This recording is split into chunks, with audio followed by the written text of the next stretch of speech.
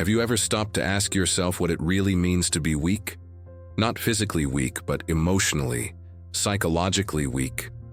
In today's world, we often treat weakness with compassion. We're taught to see it as a gentle flaw, something that deserves comfort. But Friedrich Nietzsche saw it differently, radically differently. To Nietzsche, weakness isn't just a harmless condition. It's a trap, a subtle, often invisible force that eats away at confidence, authenticity, and even happiness. In his eyes, weakness doesn't sit still. It lies, manipulates, and reshapes values to serve itself. And worst of all, it spreads. Imagine someone who plays the victim to gain sympathy, or someone who constantly criticizes others, not from principle but to hide their own insecurities. Nietzsche believed that this behavior, rooted in weakness, creates false moral codes. Over time, entire belief systems can emerge from this need to cover up personal limitations. At the heart of his philosophy is this brutal challenge: be strong, or be nothing. It's not about physical dominance.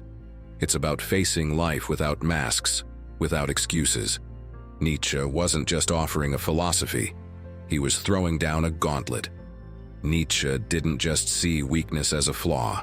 He saw it as a lie. To him, weakness wasn't passive.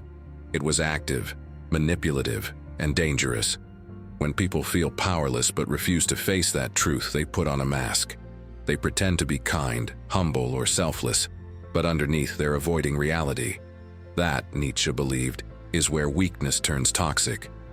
Picture someone who always seems helpful, but only to gain praise, or someone who constantly plays the victim, using guilt to control others. Nietzsche argued that this kind of behavior isn't accidental. It's a deliberate response to personal limitation, a way of bending the world to avoid facing one's own flaws. This dishonesty isn't just interpersonal. It grows into entire moral systems designed to justify weakness. Instead of saying, "I can't," people say, "I shouldn't." Instead of striving to improve, they declare certain goals immoral. It's not that they don't want power, it's that they can't get it. So they pretend power is evil. Nietzsche saw this pattern repeating through history, especially in religious morality. He didn't hate the weak because they struggled. He despised the lies they used to cover it up. For him, the danger of weakness wasn't in being vulnerable. It was in refusing to admit it. And in that refusal, weakness becomes a corrosive force, twisting values, reshaping truth, and turning honest struggle into manipulative virtue. One of Nietzsche's most cutting insights was into a force he called resentment, a toxic emotion born from weakness and masked as virtue. When people can't face their limitations, they often turn that frustration outward. Instead of saying, "I'm not strong enough," they say, "Those who are strong are evil." This resentment builds a new kind of morality, what Nietzsche called slave morality. Slave morality flips traditional values on their head. Strength becomes arrogance, success becomes greed, pride becomes sin. Meanwhile, weakness is elevated, seen as purity, humility, or even holiness. Nietzsche believed that this wasn't a moral breakthrough. It was a defense mechanism, a way for the weak to feel powerful without ever changing their condition.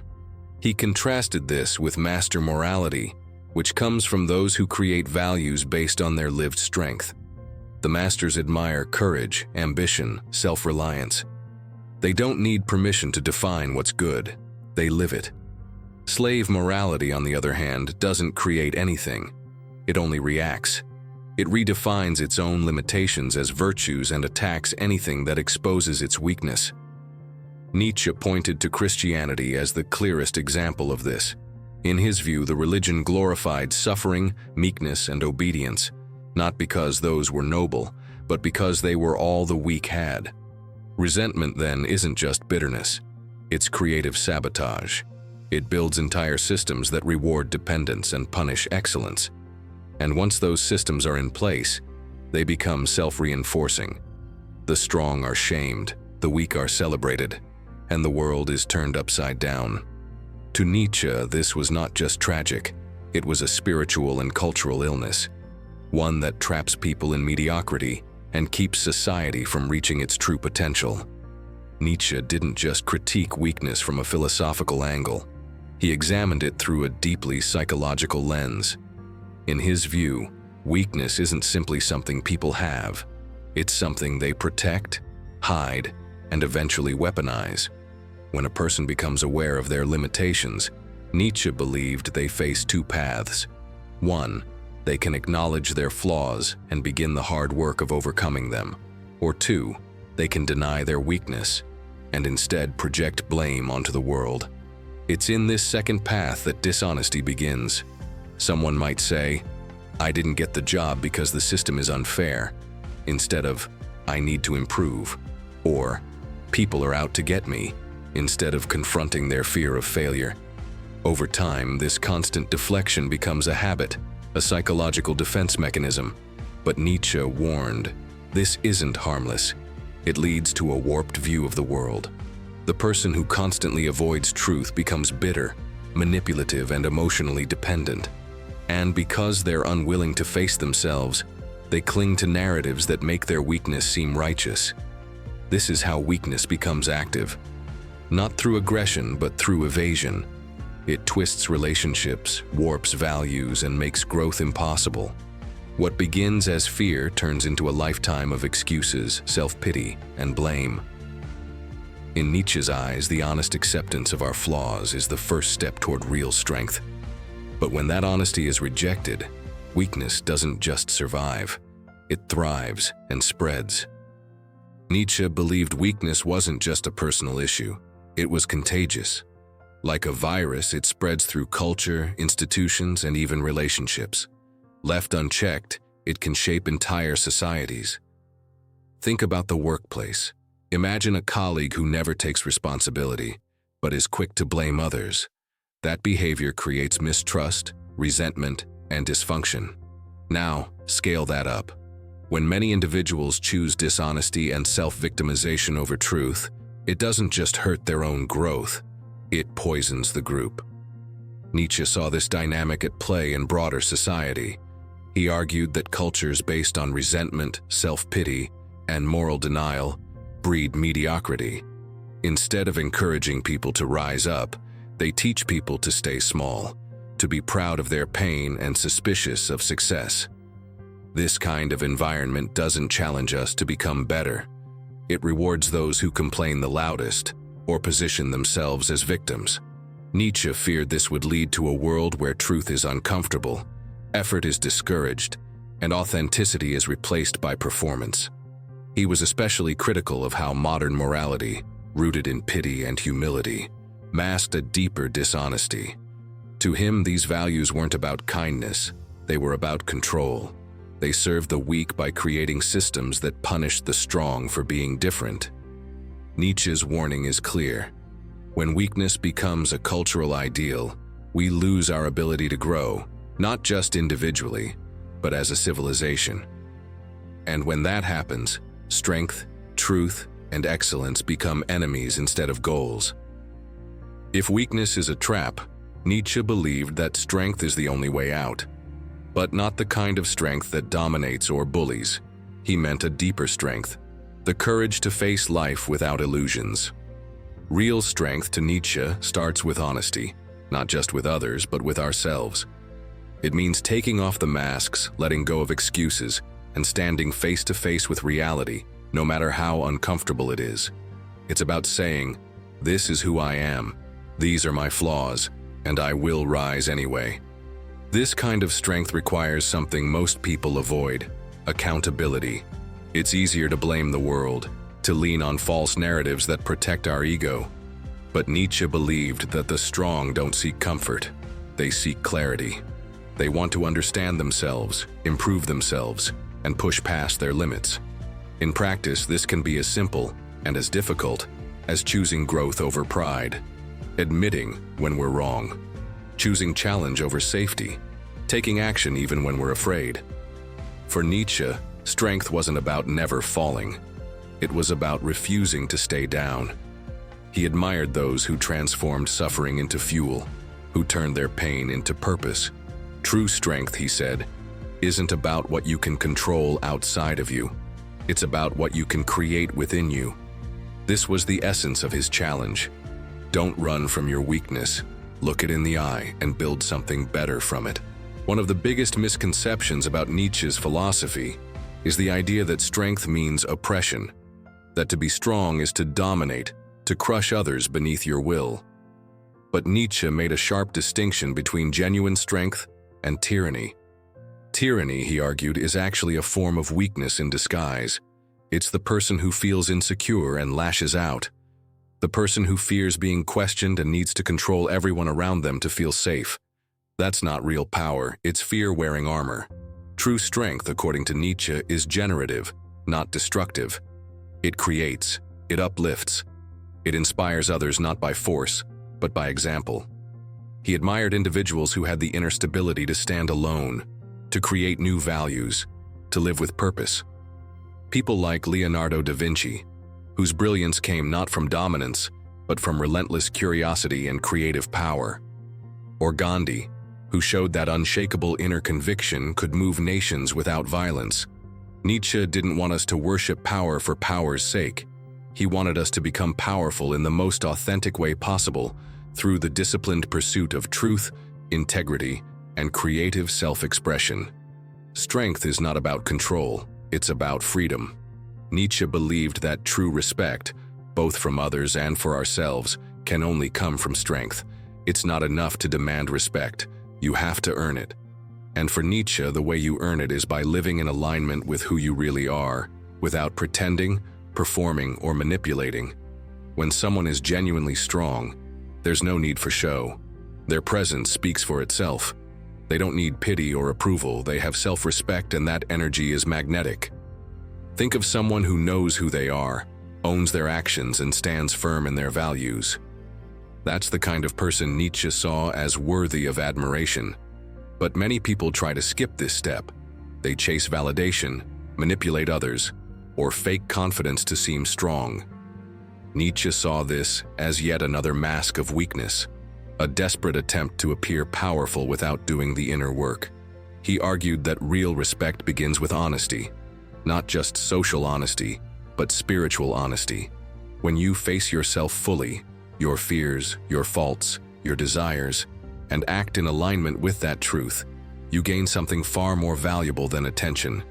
You gain dignity. And in Nietzsche's view, dignity is the foundation of real strength and lasting respect. Of all Nietzsche's controversial ideas, his attack on pity and compassion is one of the most misunderstood and one of the most radical. In modern culture, compassion is often seen as a pure virtue. Helping others is considered morally superior. But Nietzsche asked a difficult question: are we actually helping, or are we feeding weakness? He believed that pity, when misused, creates dependency. It says to someone, "You can't do this on your own." Instead of empowering people to overcome, it encourages them to stay where they are, to remain fragile. And worse, it can become a tool for control. People might use pity to feel morally superior, or to keep others small. To Nietzsche, this wasn't kindness. It was weakness reinforcing weakness. That doesn't mean he was against helping others. Quite the opposite. He believed that true compassion means empowering someone to become stronger, not doing the work for them, but encouraging them to grow through their struggles. Real help doesn't coddle, it challenges. He warned that modern morality often hides behind compassion. It avoids hard truths, it rewards self-pity, and in doing so, it undermines the very strength people need to live fully and freely. Nietzsche's critique forces us to look inward. When we help others, are we lifting them up or keeping them down? Are we giving them power or taking it away? In his eyes, the highest form of love is the one that says, "You are capable. Now rise." At the core of Nietzsche's philosophy is a powerful and beautiful idea: affirm life. That means saying yes to all of it, the highs and the lows, the victories and the failures. Nietzsche believed that strength isn't found in escaping life's pain, but in embracing it, using it, and growing because of it. He called this mindset self-affirmation. It's the act of accepting who you are, flaws, struggles, and all, and choosing to move forward anyway. It's about turning suffering into strength and setbacks into fuel. Think of someone like Nelson Mandela, imprisoned for decades, yet he emerged not broken but empowered, ready to lead with clarity and purpose. That, to Nietzsche, is real power. He warned against a society that glorifies victimhood and clings to illusions. When people define themselves by what's been done to them instead of what they're capable of doing, they give up their agency. Self-affirmation flips that script. It says, "You are not your pain. You are what you do with it." This mindset isn't easy. It takes courage. It means refusing to hide behind excuses or societal comfort. But Nietzsche believed that this is the path to authenticity and ultimately to joy. Loving life, all of it, doesn't mean ignoring the darkness. It means stepping into it, finding your way through and emerging stronger. Because every challenge is a chance to say, "I am still here. I choose to live." Nietzsche didn't limit his philosophy to the individual. He believed that societies, like people, could either rise in strength or collapse in weakness. A strong society, in his view, isn't built on conformity or enforced equality. It's built on individual excellence, truth, and the courage to question inherited values. He saw danger in moral systems that encourage sameness and punish those who stand out. When we glorify weakness, when we reward victimhood and suppress ambition, we don't create justice, we create mediocrity. But Nietzsche wasn't against community. He believed in solidarity as long as it empowered people to grow. Real community lifts individuals up, helping them become more resilient and independent, not more dependent. He pointed to times of crisis, natural disasters, economic collapse, as moments when true strength emerges. Not from top-down control, but from people who take initiative, organize, and support each other through action, not pity. To Nietzsche, building a strong society means cultivating a culture of self-responsibility and personal growth. It's about creating space for individuals to thrive, not by lowering the bar, but by encouraging everyone to rise to it. In that kind of world, strength is not feared. It's respected, shared, and multiplied. Nietzsche didn't offer comfort. He offered a challenge. In a world full of distractions, excuses, and moral illusions, he asked us to choose a harder path, the path of strength, truth, and self-affirmation. He dared us to live without masks, to stop blaming, to stop hiding, and to build a life rooted in honesty, effort, and authenticity. Be strong or be nothing wasn't a threat. It was a call to action, a call to rise, not above others, but above our own limitations. The only question left is, are we ready to answer it?